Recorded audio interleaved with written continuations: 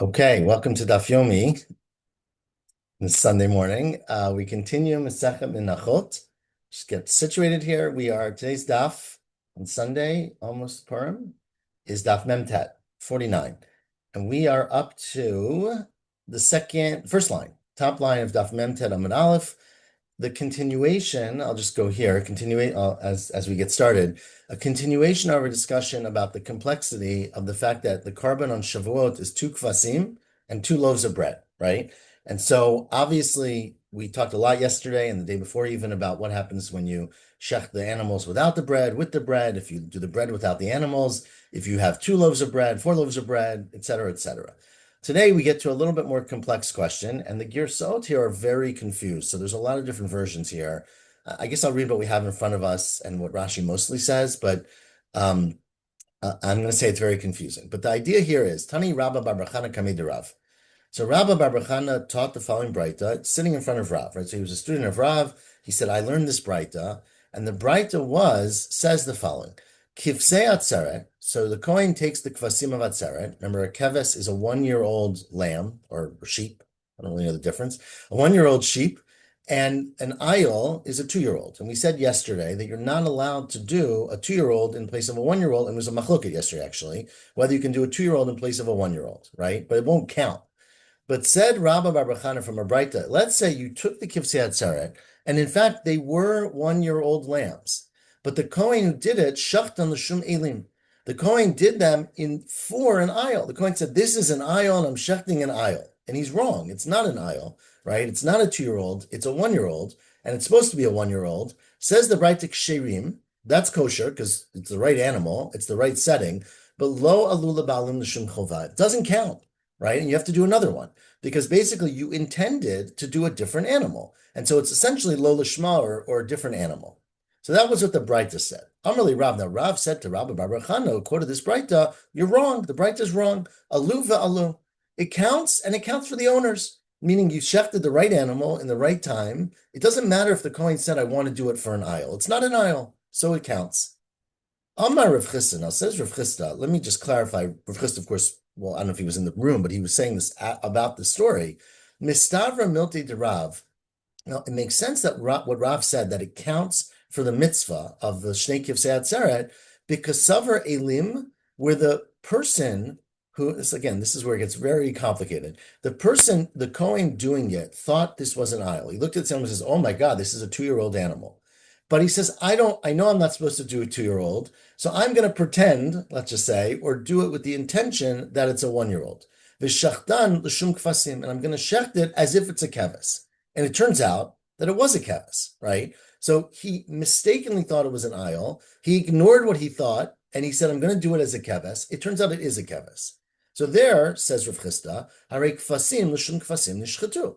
You shechted a keves, you wanted it to be a keves, you thought it was something else, but you were wrong. And so therefore everything is done properly.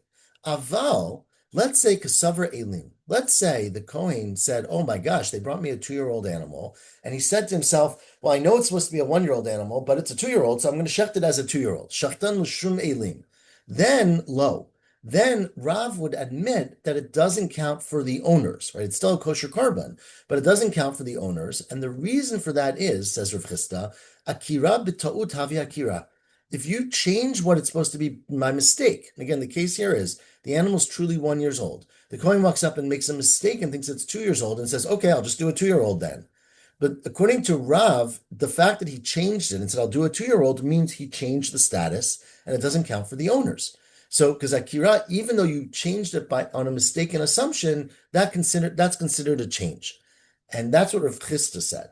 The Rabba Amar, Rabba, who's a generation later, said, Akira b'ta'ot lo avi Akira. I disagree with you, Rav Chisda, and I think Rav, or at least I, would argue even in this case where you made an Akira by mistake, it doesn't matter. The fact is the animal is a 1-year-old.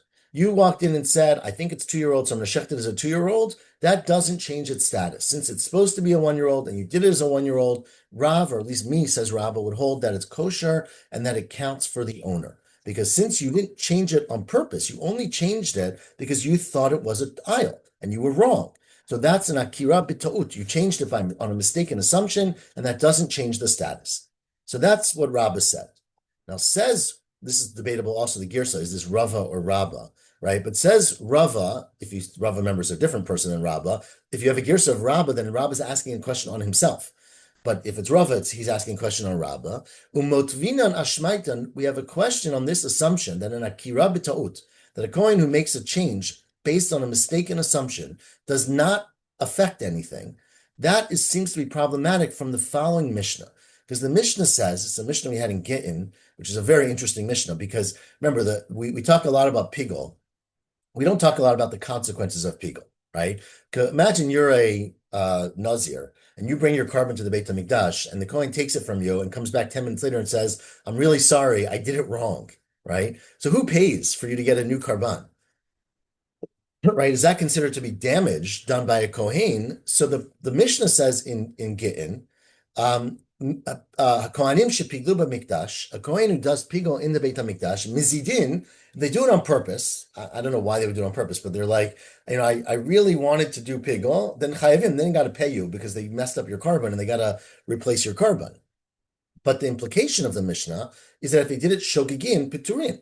If a Kohen mistakenly, let's say they took your carbon that's a chatas, which is supposed to be eaten today, and they thought it was a shlamim, which is supposed to be eaten today and tomorrow, and they said, I'm going to shech this animal or sprinkle the blood to eat it tomorrow because they thought it was a shlamim. Then they're pater, right? Because they made a mistake. V'taniyala, now we learned about the Mishnah in Gittin, pigulan pigul, but it still is pigul. Even though they did it under mistaken circumstances, it's still pigul, which you could see is going to be our question of, if you make an akira b'ta'ut, if you change something by mistake, does it matter, right? So this implication is it is pigul.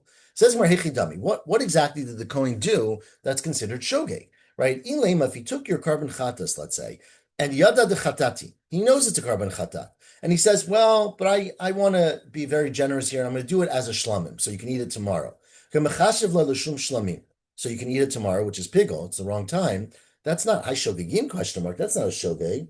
Mezidinavi. That's a mezid, right? He knows it's a chatat. He's saying, I want to change it to a shlamim. That's a mezid. So that wouldn't be pater. Ella, the case of a mistake of a shogeg must be that the Kohen took the animal, he got mistaken in his head that it was, they told him this is a karban chatat. He said, oh my, remember, it could just be the blood, right? You can't see anything. There's a cup of blood. So kasavar de shlamimhu, he thinks that this blood or the animal, if he's doing shchita, comes from a karban shlamim, and therefore he had thoughts, okay, it's a shlamim. My friends are coming tomorrow, we'll eat it tomorrow afternoon when my friends show up, which is mutar for a shlamim. He thinks about doing it the way you would do a shlamim, and that's a shogeg, but that is also an akira b'taut, because he only said, I'm going to eat it tomorrow because he thought it was a shlamim, right? So he only changed it because of a mistake. The Katani, and we said pigulan pigul. We said that in fact it is pigul, which Alma, what you see from here is unlike Rabba, Alma akira b'taut havi akira. You see that if you do an akira b'taut, even though you were mistaken when you changed the status of the animal, that counts like you changed it. And Rabba said it doesn't. So this seems to be a problem on Rabba, right? Either he's asking it himself or Rav is asking it on him. So Amrle Abaya said Abaya to answer Rava's question. No. That's not what akira. That's not what shogeg means. Shogeg here means that he knew it was a karban chatat, right? The Kohen took the animal, took the blood. They said, this is a chatat, go sprinkle on the mizbeach. He goes to the mizbeach and he says, I'm sprinkling this because I know we're going to eat the meat tomorrow. A chatat, you can't eat the meat tomorrow. He didn't really realize that. Lolam diyadad chatati, the Kohen knew it was a karban chatat. He said, I'm going to eat the meat tomorrow, which is chutz lizmano, shlamim, ubeomer mutar. He mistakenly thought that a chatat can be eaten tomorrow, right? So he didn't pass the test. He didn't learn daf yomi, apparently, right? So he didn't know that chatat can only be eaten today, but that's a shogeg because he basically made a mistake. But that's the case. It's not where, it's not talking about a case where, where the actual Kohen thought it was a shlamim, because according to Rabbah, in the reading of Rava, that would be a case where it's actually the machshava does not count, right? Because akira b'ta'ot does not change it, and if that happened, it wouldn't be pigul. Because even though you thought I'm going to eat it tomorrow, you thought that based on a mistaken assumption, and therefore it counts as if you didn't even say that. So that is the answer in that case. Matav Reb Zera. Now Reb Zera asked the question from a Mishnah, or actually a Braita that we had earlier in the Masechta.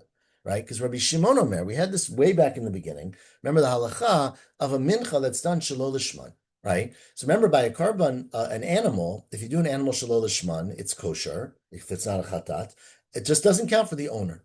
But Rabbi Shimon said by a carbon mincha, kol menachot shenikmitzot shelo lishman. If you shecht your carbon mincha for the wrong person, right? This is a bright we had earlier. Kisherot, according to Rabbi Shimon, it's still kosher, like other carbonot. Ve'alul ba'alim l'shum chova. But unlike animals, it actually counts for the owner. Now, why does it count for the owner? Says the Reb Shimon in the Braita, she'ena menachot domot l'zvachim, because there's a very big difference between a carbon mincha and a zevach, right? The difference is that animals are animals, right? And if you shecht an animal and sprinkle the blood, there's no way to know whether that's blood from a chatas or from an ola or a shlamim. So if you do your shlamim for the purpose of a karban chatat, there's no way to tell that, right? Let's say you do a kmitza of a machavat, right? Remember, a machavat, if you recall, was a deep dish, kind of. We're going to get to this a little bit later, right? Sorry, machavat is a pancake. It's a flat one, right? And a marcheshet is the deeper one, right? So basically, you take your pancake and you say, I'm doing this as a donut, or whatever the deep one is.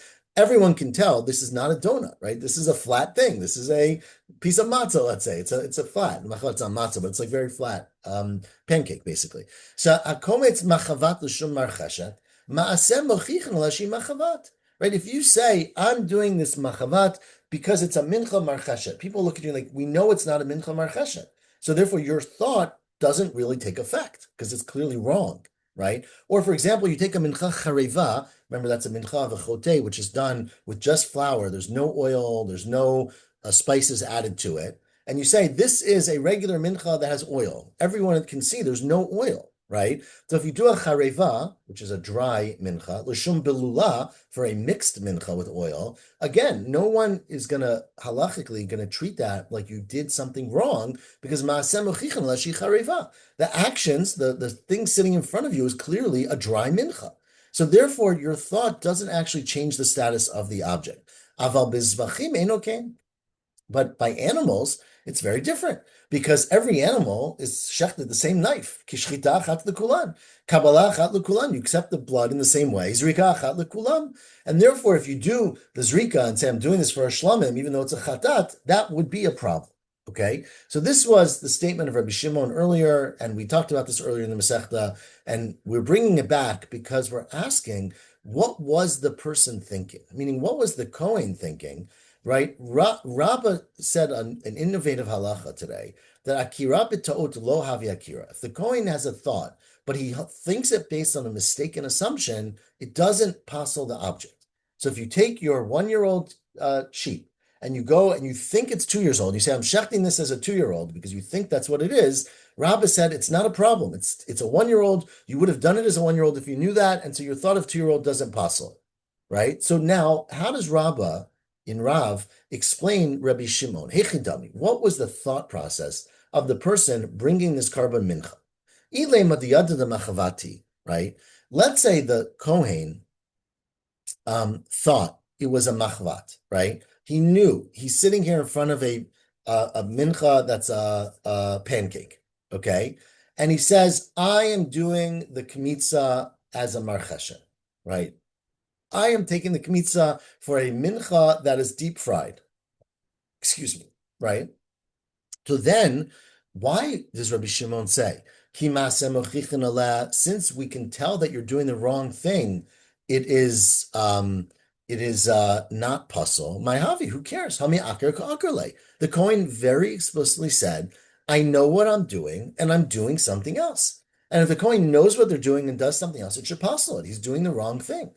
Ella, it must be the case is de kasavar marchesheti, right? The Kohen made a mistake. Somehow, it was a flat cake, but he misjudged the space, or he wasn't paying attention, or he forgot his glasses that morning, and he actually thought that it was a deep dish mincha, right? He thought it was a donut. And so he thought it was a marcheshet, and so he said, okay, I'm going to take the kmitza for a marcheshet, but it turns out, it turns out that he made a mistake, because it was really a flat mincha, machavat. So there we would say, wait a second, by a carbon mincha, it's not puzzle. Because hacha hu demaseh mochichin aleh.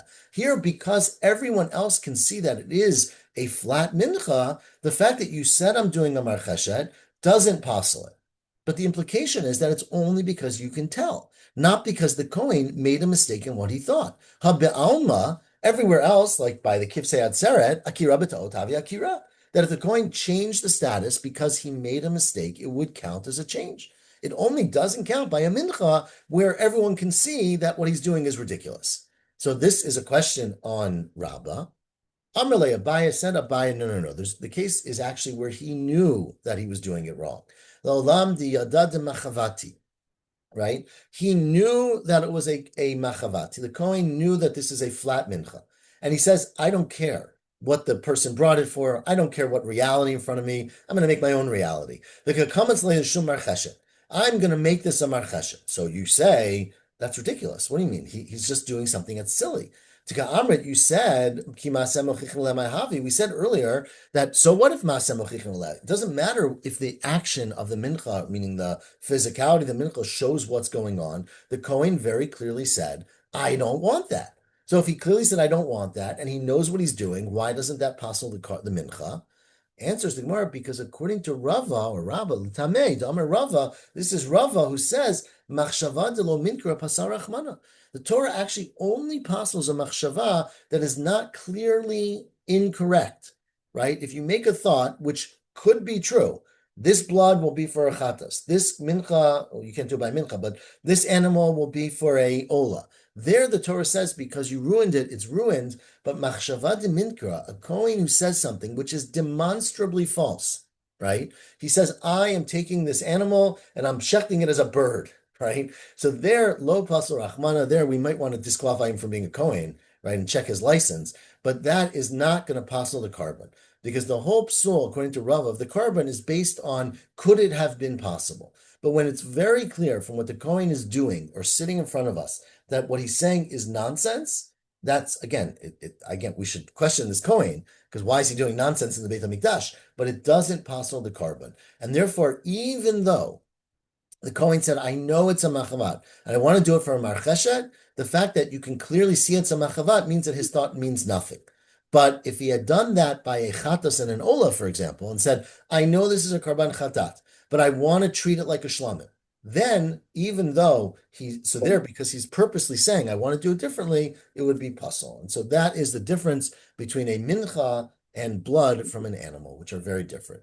So we're up to the Mishnah, which it's complicated Gemara, but where we end off, we got this now, is that according to Rabbah, a machshava that's b'ta'ut, akira b'ta'ut does not count. Lo havi akira, it doesn't actually count. And so if a Kohen mistakenly goes to a karban and says, I think that this is supposed to be a shlamim, and I'm going to eat it tomorrow, that would not be, right? That would not be pigul, because he's making a mistake and therefore it doesn't have an effect. It has to be where he says, I know it's a chatas and I want to make it a shlamim, or I want to change the rules of chatat. And there, of course, it would be pigul, and if he did it b'mezid, he would have to pay.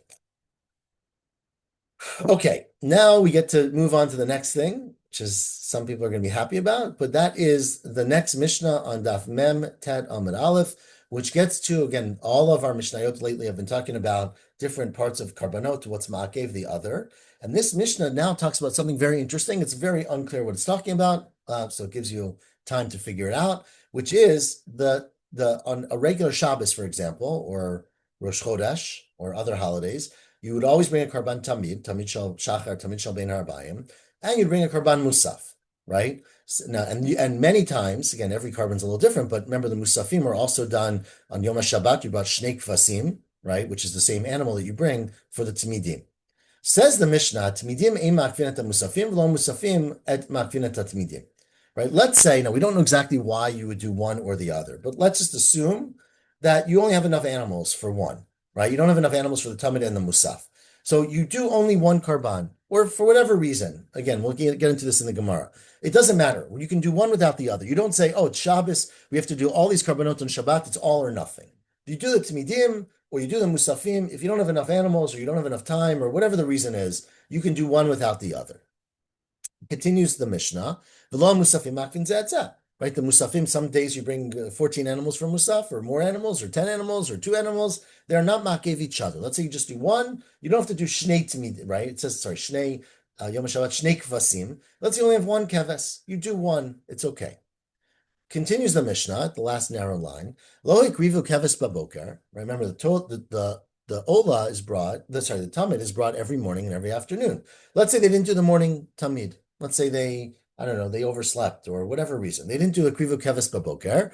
Yakrivu bein arbaim. You should do it in the afternoon. Now that seems pretty obvious, but the Gemara will discuss it. Amar Rabbi Shimon, says Rabbi Shimon, wait a second. Matai, when can you do the afternoon if you miss the morning? Matai bisman shayu anusim shogigim. It's only if they couldn't do it because they either forgot, that's a shogeg, or anus, they were in a bomb shelter and they couldn't get there, right? So then you can bring the afternoon one. Avlim hayu mizedim. If the Kohanim were just lazy and they were maziv, and they said, we have a big party, we're going to breakfast, we're not doing the tamid. Lo yakrivu bein harbayim, they can't bring the afternoon. They lost the chance. Again, the Gemara will ask exactly why that makes any sense. You did one avera, you lose another one. Okay, but that's what the Mishnah says, according to Rabbi Shimon. Continues the Mishnah, second of the intermediate wide lines. Lo iktiru ketoret baboker, yaktiru bein harbayim. Remember, the ketoret also is done morning and evening. If you didn't do the morning, again, similar to the tamid, you should still do the afternoon. And now Rabbi Shimon says something else, which is interesting, which is that remember that you would take a portion of ketoret and you would split it up, half in the morning and half in the afternoon. Says Rabbi Shimon, if you didn't do the morning, do it all in the afternoon. Right? Kula ita kreva bein harabayim. You should bring all of the ketoret for that day in the afternoon. Now you would think, and again we'll have to discuss this, that a parallel for the tamid would be if you didn't do the tamid in the morning, bring 2 in the afternoon. But nobody says that, right? But by the mincha, you bring the whole portion in the afternoon. She'ein, now this gets very interesting, this line in the Mishnah, because it doesn't seem to be related to anything. She'ein mechanchinet mizbeach hazav ela b'ketoret hasamim. Because the only way to inaugurate, to dedicate the Mizbeach HaZahav, the Mizbeach inside the Beit HaMikdash, is by bringing Ketoret on it. And you can only be Mechanech Mizbeach HaOlah, the outside Mizbeach Ela B'Tamid Shel Shachar. And Lo Et HaShulchan, you can only be Mechanech the Shulchan inside the Kodesh Ela B'Lechem HaPanim B'Shabbat. V'Lo Et HaMenorah Ela B'Shiva Neirotah Bein Harbayim. Okay, now again, none of this has anything to do with what we're talking about. And also, we don't know what the source is for any of it. Like, what does that mean? That basically we're saying if you have to get a new Mizbeach, the only time, you can't bring an afternoon carbon first. You got to use it first in the morning. You can't bring the Mizbeach HaZahav, you have to use the Ketoret. Of course, they didn't put much else on it, but we'll see in the Gemara what this is all referring to. So that's the Mishnah. Says the Gemara now, 7 lines from the bottom. Chia Bar Avin asked Rav Chisda the following question, which on the surface we don't know why we're asking this, but we'll see it comes back to our Mishnah. Let's say Tzibur she'ein lahem tmidin u'musafim. Shabbos comes or Rosh Hashanah comes, and you don't have enough animals, which unfortunately was happened, especially when there was the siege and they didn't have enough animals, right? You remember an animal asked that not of a mum, they were starving, right? So you don't have enough animals for the tamid and for the musaf. And the Kohanim sit down in the morning meeting and they say, what are we going to do today? Should we do the carbon tamid? Should we do the carbon musaf? What comes first? So what do? So that was the question that he asked. Of course, he lived, as you know, 200 years after the Beit HaMikdash. So it was not a practical question, but it was a theoretical question. So ask the Gemara, well, what's the question? Again, the Girsa here is also very confused, as you can see, but I'm going to read again what we have in front of us. What's the case? You're talking about Musafim and Tmidim of today, Shabbos morning. You wake up and you say, we're supposed to bring 2 Musafim, two animals from Musaf, 2 Tmidim today. We only have 2 animals. What goes first? That's not a question. Pshita. Tmidim adifi, dahavele tadir, umikudash. Right, the Tmidim, again, this is what we have in front of us. The Tmidim go first because they are Tadir, right? You bring a Tamid every day. You bring a Musaf only on Shabbat. And they are Mikudash because you might say Shabbat is more Kodesh, but the Tmidim of Shabbat are Mikudash as well. So that's not a question. The question is, if let's say it's Shabbat morning and they use the last 2 animals for the Tamid of Shabbat, right? There's 2 animals left. You can either bring them for Shabbat today for the Musaf, or save them for the Tamid tomorrow. So you might say Shabbat is more important because it's Kodesh. Tamid tomorrow might be more important because it's what's it called? Tadir, right? It's frequent. So what the case is, Tamidim de the Machar, Musafim da Idna. that you have only enough animals for either the tamid tomorrow, and presumably you're not going to get more animals before tomorrow, and or the musaf for today. So do you say to me, Dina Difi, that you should save them and skip the musaf today and save them for tomorrow, Shekain Tadir, because the tamid is more frequent? Or Dilma Musafina Difi, Davli Mikudash.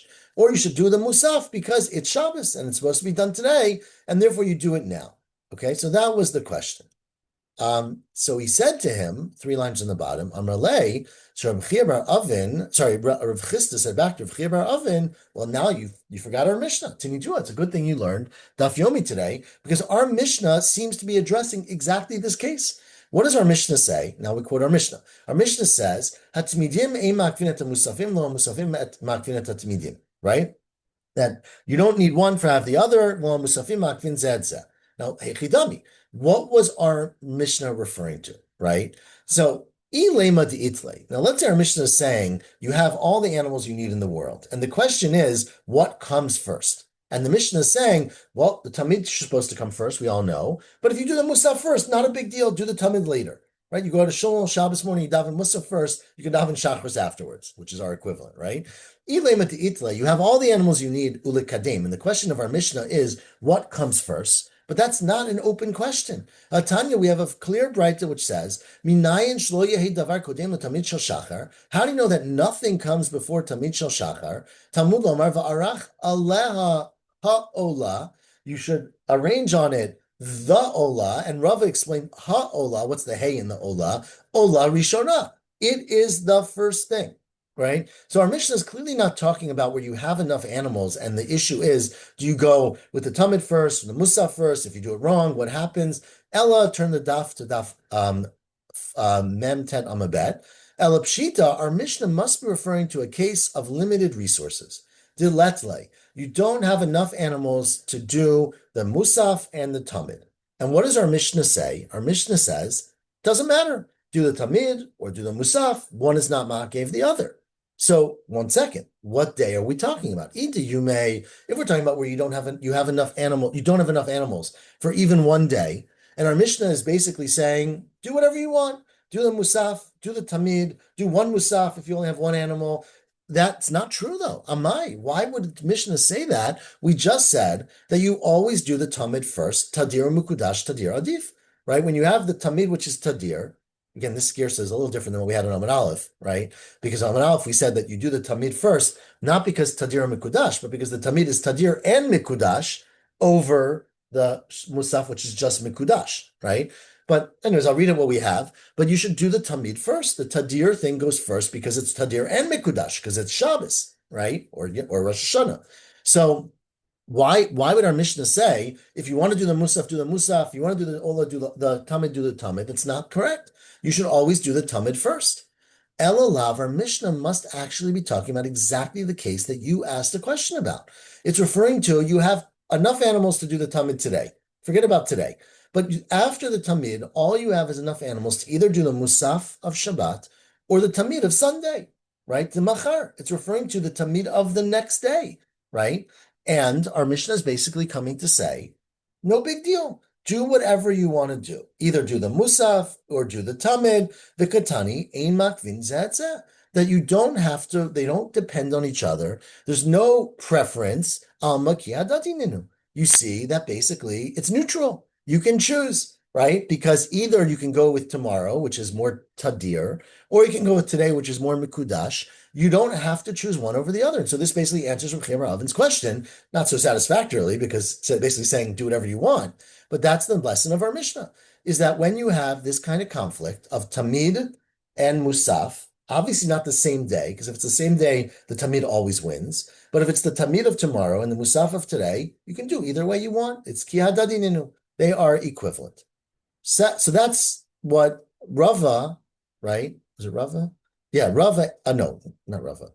That's what Rav Chisda answered Rav Chia bar Avin. Okay.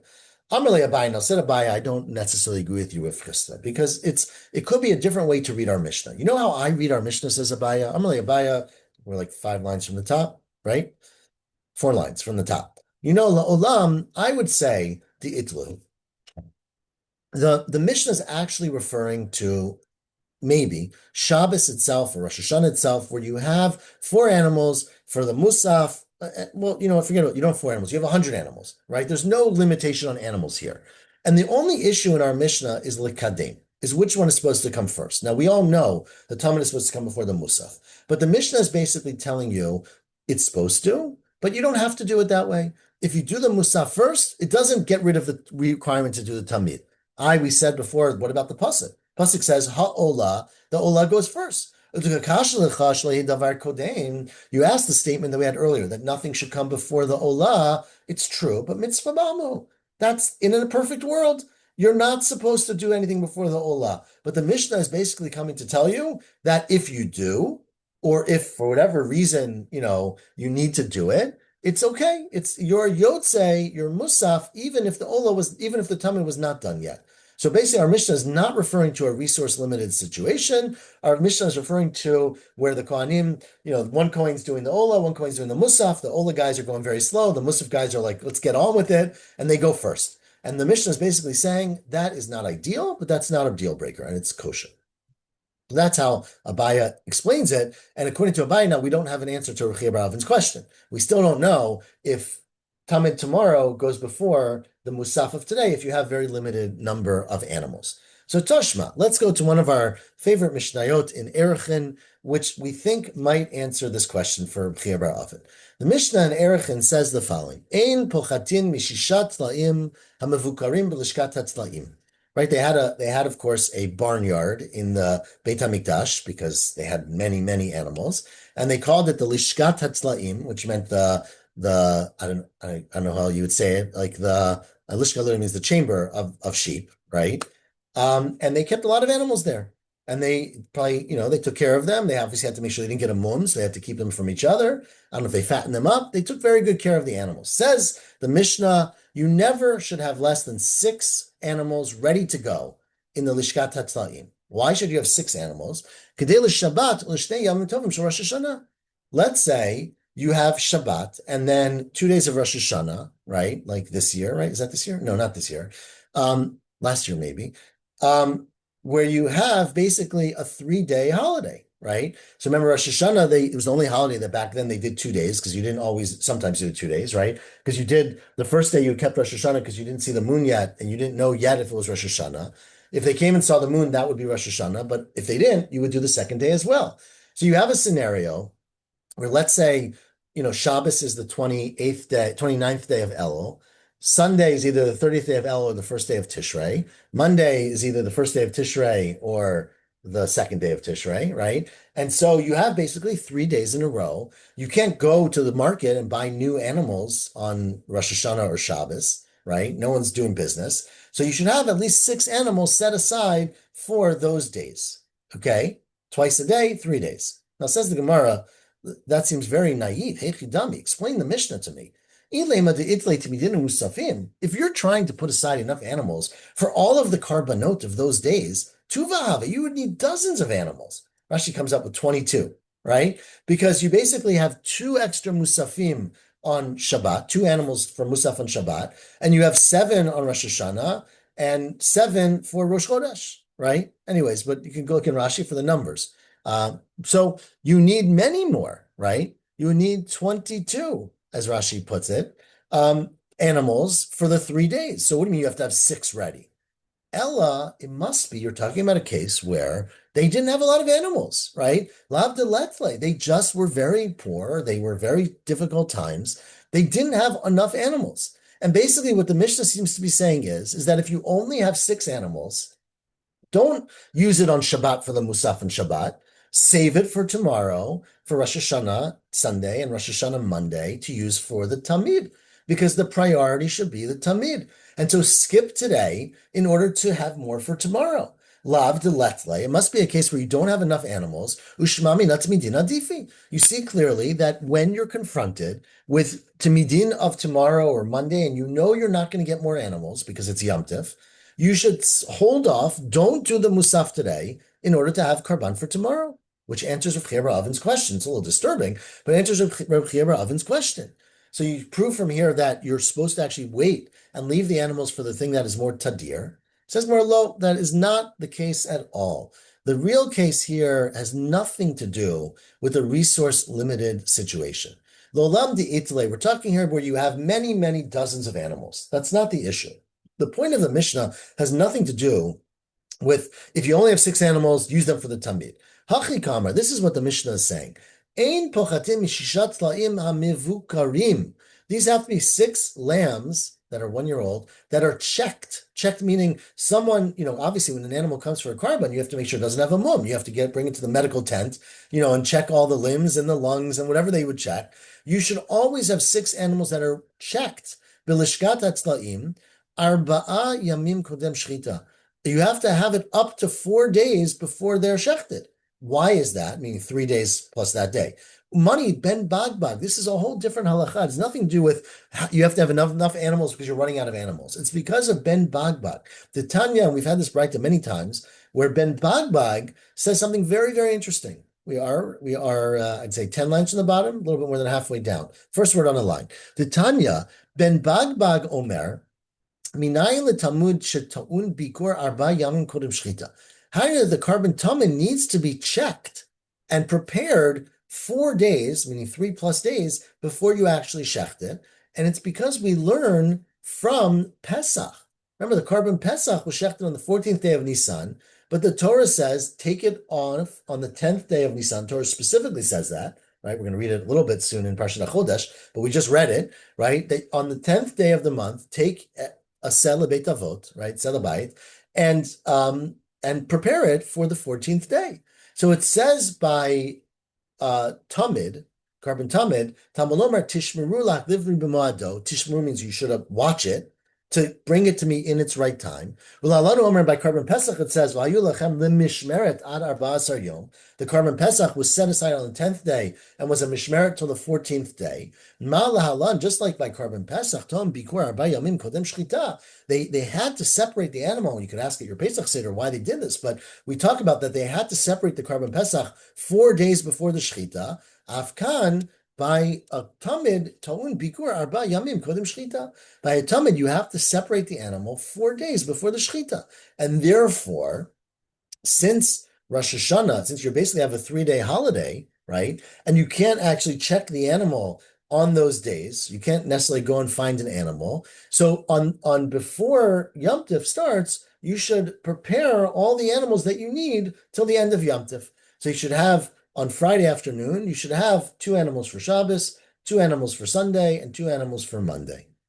Amalei Ravina Ravashi says Ravina Ravashi, if that's what it's talking about, that you're basically preparing your animals for 3 days of Yom Tov, Hani Shisha, why would you say you need 6 animals? Shiva, you should need 7 animals. Why? Because the morning after Rosh Hashanah, no one's going to have had time to go to the marketplace. Remember, you brought the Talmud first thing in the morning, right? Yom Tov ends Monday night. This is, again, Rashi has different days, but let's just keep it simple. Yom Tov is Sunday, Monday, right? And you end Yom Tov Monday night.